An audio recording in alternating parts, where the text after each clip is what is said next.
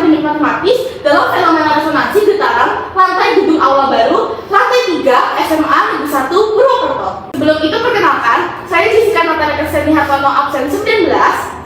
Saya Michelle Clara Absen Gunawan absen 27. Saya Dona Evelyn Sadarwan absen 11. Saya Murid Semen Saraswati absen 13. Dan saya Delina Kartika Yudantara absen 7. Nah, jadi di sini kita mau mulai dulu nih. Kita mau tanya, ada nggak sih di sini teman-teman yang pernah mengunjungi gedung baru lantai 3? Ada. Apa yang kamu rasakan? Baru ya. Nah, jadi di sini kita mau bahas nih sebenarnya kenapa sih hal itu bisa terjadi dan kita akan kaitkan dengan kajian konsep limit. Oke, pertama-tama kita tonton video dulu ya.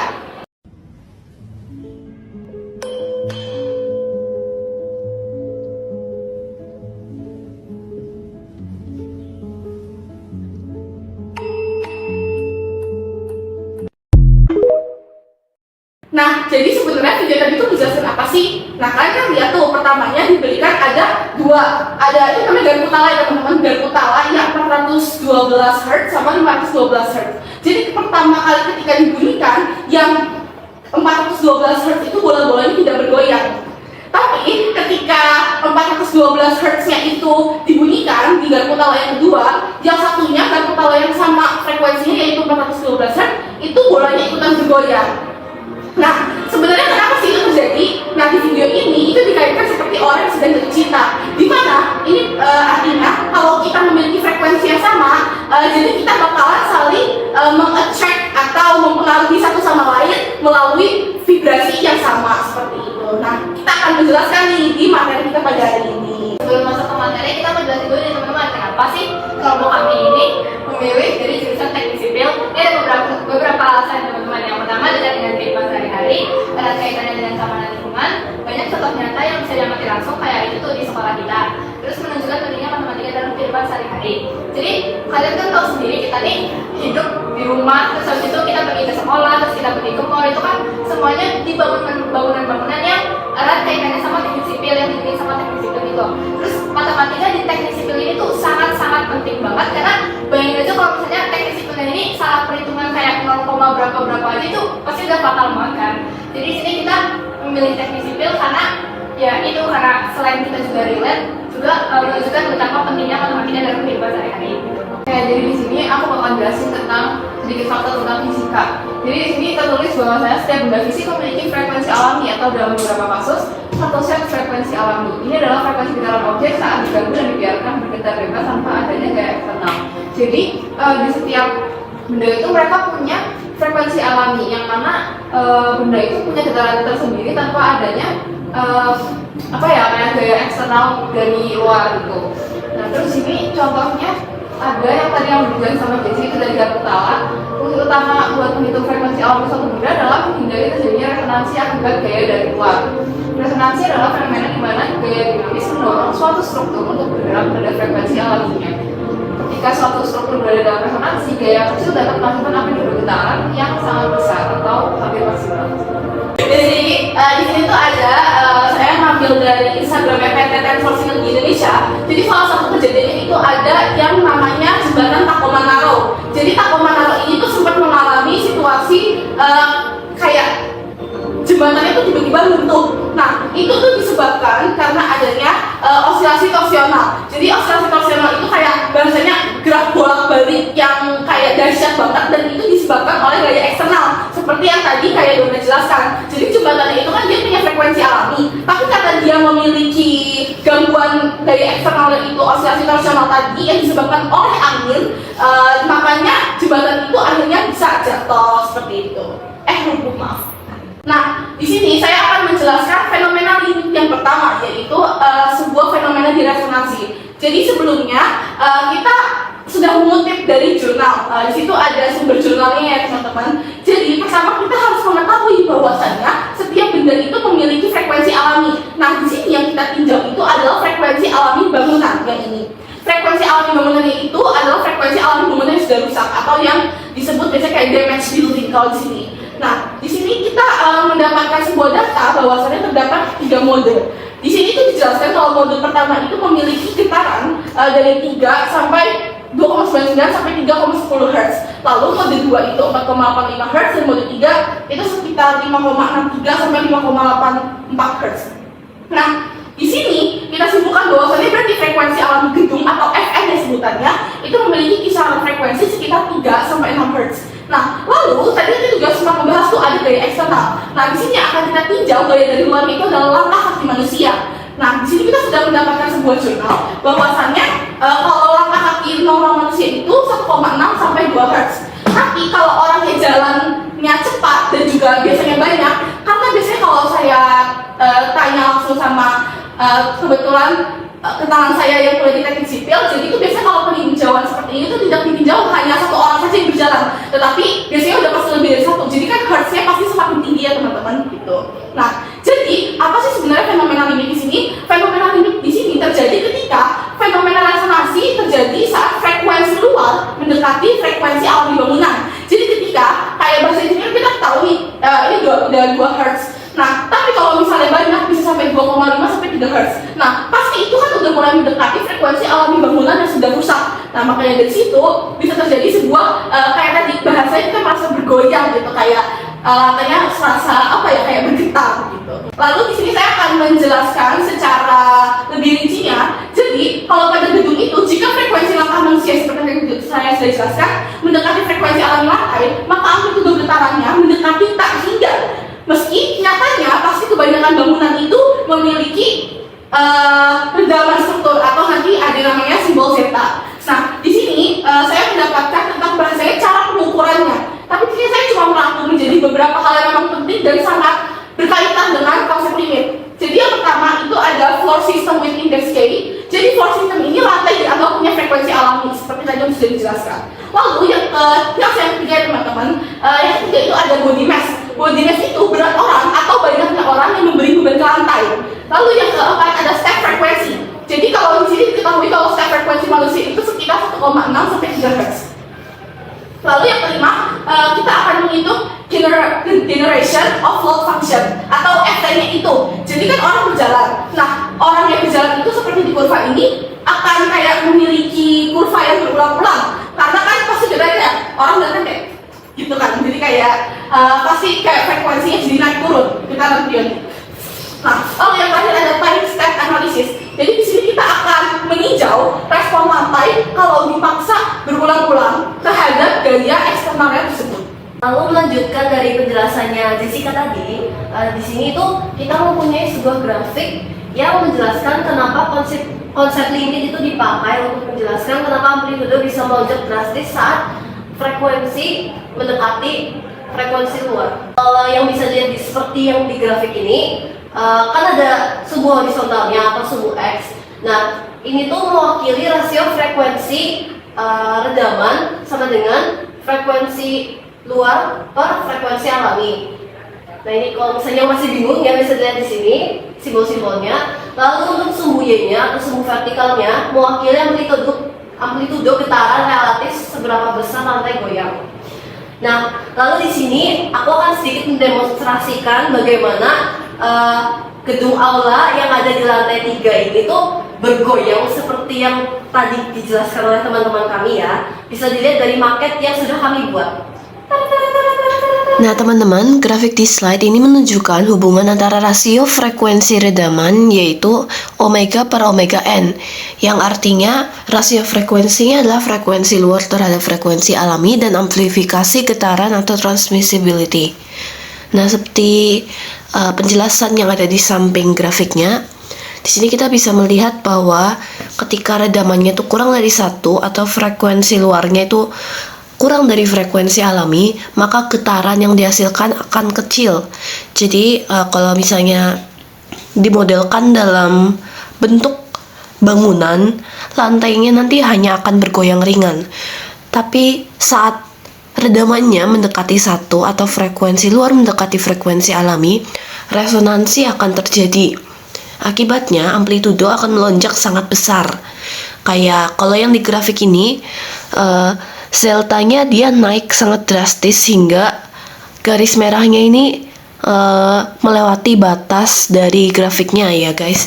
Nah, ini tuh merupakan penerapan limit tak hingga Karena ketika redamannya itu mendekati 1, maka jumlah deltanya nilainya itu akan mendekati tak hingga, begitu guys. Nah, akibatnya apa? Kalau redamannya kecil, maka lonjakannya akan sangat tinggi sekali. Tapi kalau tanpa redaman atau redamannya sama dengan 0, maka teorinya tak terhingga. Lalu, kalau misalnya redamannya itu lebih dari 1 atau frekuensi luarnya itu melebihi frekuensi alami, maka amplitudenya mengecil kembali sehingga lantai tetap bergetar tapi tidak sebesar di resonansi. Jadi seperti yang bisa kalian lihat di grafik, garis merah dan garis-garis hitamnya itu kan yang awalnya muncak banget tinggi melewati grafik, itu tuh semakin lama semakin mengecil. Dan ini tuh nilai redamannya tuh juga ikut mengecil guys. Jadi yang awalnya tuh tak hingga, jadi deltanya itu 0,1, lalu kemudian menurun lagi menjadi 0,15, lalu menjadi 0,2, 0,3, 0,4 dan lain sebagainya.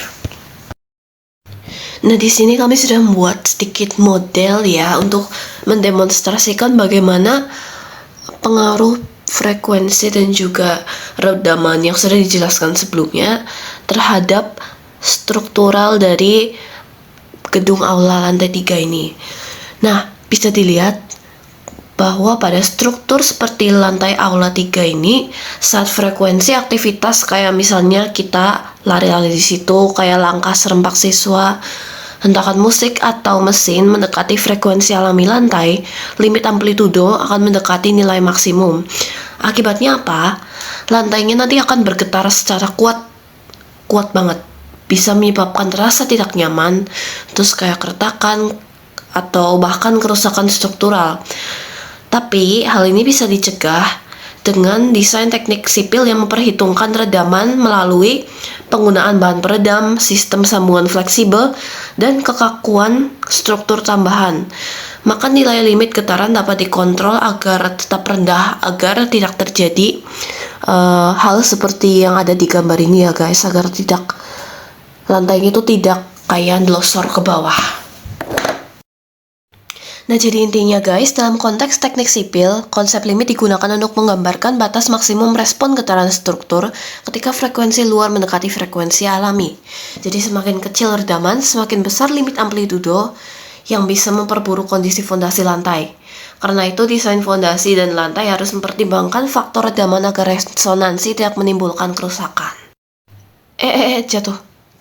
Teman-teman, jadi selain kita menemukan konsep limit itu ketika frekuensi gaya eksternal atau langkah kaki mendekati frekuensi alami bangunan, kita juga dapat menemui konsep limit dari adanya namanya redaman. Jadi apa itu sebenarnya redaman? Redaman itu bahasa mudahnya adalah rem. Jadi kalau kita ngerem motor itu kan otomatis motornya berhenti. Nah, sama halnya seperti bangunan ini. Jadi ketika bangunan itu bergoyang, biasanya udah ada redaman sendiri dari bangunan itu yang memang dibuat khusus untuk menangani kasus-kasus yang mengantisipasi terjadinya kayak sampah yang rubuh atau segala macam. Jadi bahkan itu kayak ada yang mengantisipasi, walau kayak tadi jembatan Takomanaro endingnya bakalan rubuh juga, tapi di sini setidaknya dia akan memiliki redaman, jadi kayak itu nggak bakal langsung roboh, tapi akan ada yang menahan terlebih dahulu. Nah, di sini kita akan meninjau dari dua, apa aja itu Michelle?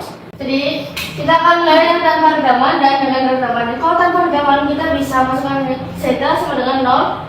Berarti rumusnya adalah x sama dengan f0 per k per 1 min omega per omega n kuadrat.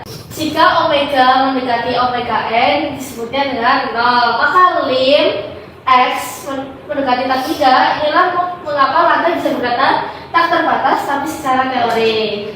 Kalau yang dengan redaman, x omega sama dengan f0k per akar 1 min r kuadrat plus dalam kurung 2 zeta r kuadrat, dan kita bisa mencari r-nya dengan cara omega per omega m. Dan sekarang kita akan masukkan r-nya, misalkan contohnya r-nya 1 di penyebutnya akar dalam kurung 1 min 1 kuadrat plus dalam kurung 2 zeta kali 1 kuadrat, dan kita bisa langsung mencari aja 1 ya, hitung 0 tambah 2 kali 2 zeta kuadrat sama dengan 2 zeta. Jadi limit omega n adalah x omega f0 per k per 2 zeta. Ketahui fx sama dengan 2 Hz dan f0 sama dengan 1000 n, k-nya 50.000 n per m. Jadi langkah yang pertama kita bisa melakukan refleksi statis. Refleksi statis bila gaya f0 diberikan secara konstan, jadinya f sama dengan f0 per k sama dengan f0-nya adalah 1000 dan k-nya adalah 50.000. Jadi kita ketemunya 0,02 m. Terus langkah yang kedua, kita masukkan rumusan untuk steady state atau SDOF per P. Rumus umum amplitude untuk eksitasi harmonik adalah XF sama dengan F0 per K per akar 1 min M kuadrat plus dalam kurung 2 zeta M kuadrat, dan kita bisa mencari M dengan cara F per Fn. Lalu langkah selanjutnya yaitu kita bisa substitusi R sama dengan 1 untuk menyebutkan penyebut menjadi 2 zeta. Di sini kita udah tahu rumus X maksimalnya itu adalah F0 dibagi konstanta itu K dibagi 2 kali zeta. Terus kita tadi udah punya data, kita bisa masukin angka, kita udah ketemu kalau F0 per K-nya itu 0,02 meter. Terus 2 zetanya kita kaliin, tadi zetanya diketahui soal adalah 0,05, makanya kita kaliin 2 kali 0,05 sama dengan 0,10.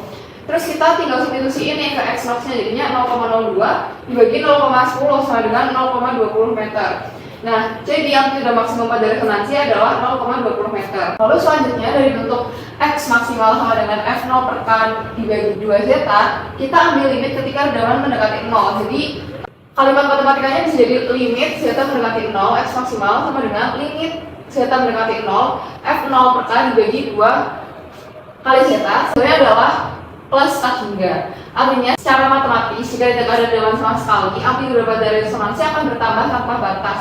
Ini termasuk teori limit tak hingga. Inilah tempat konsep limit dipakai untuk menjelaskan kenapa resonansi berbahaya.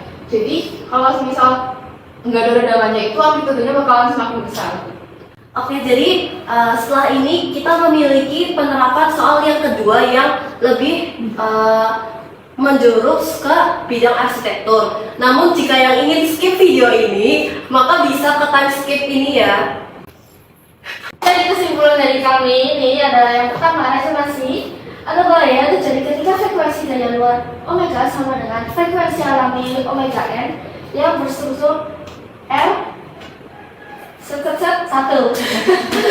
Ini menyebabkan amplitude getaran membesar secara drastis, secara teoritis tak terhingga tanpa redaman yang berpotensi merusak struktur.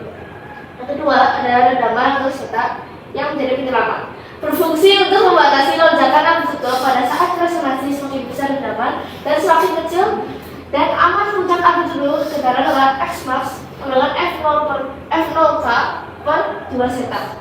Terus yang ketiga adalah konsep limit atau penjelasan matematis, digunakan untuk menjelaskan bahwa jika redaman diabaikan zeta sama dengan 0, amplitude akan divergen tak terhingga saat terjadi resonansi n mendekati 1 dengan redaman limit memastikan amplitude tetap terbatas dan terhitung. Jadi saya izin menambahkan sedikit penjelasan yang tadi kenapa sebenarnya kalau tanpa redaman itu bisa menyebabkan menjadi limit tak hingga seperti yang tadi sudah dijelaskan oleh Miguel. Saya izin melengkapi saja. Jadi alasannya itu karena tadi sudah diberitahu bahwasanya ketika omega mendekati omega n maka penyebutnya itu akan menjadi 0. Sedangkan kita tahu kalau di limit apapun yang dibagi 0 akan memiliki hasil tak hingga. Lalu juga kalau di sini dengan redaman itu, sebenarnya kalau dengan redaman itu tidak wajib diselesaikan pakai limit. Contohnya saja ini bisa langsung ketemu kalau dimasukin ke rumus. Tapi karena kita di sini bisa juga membahas dengan redaman,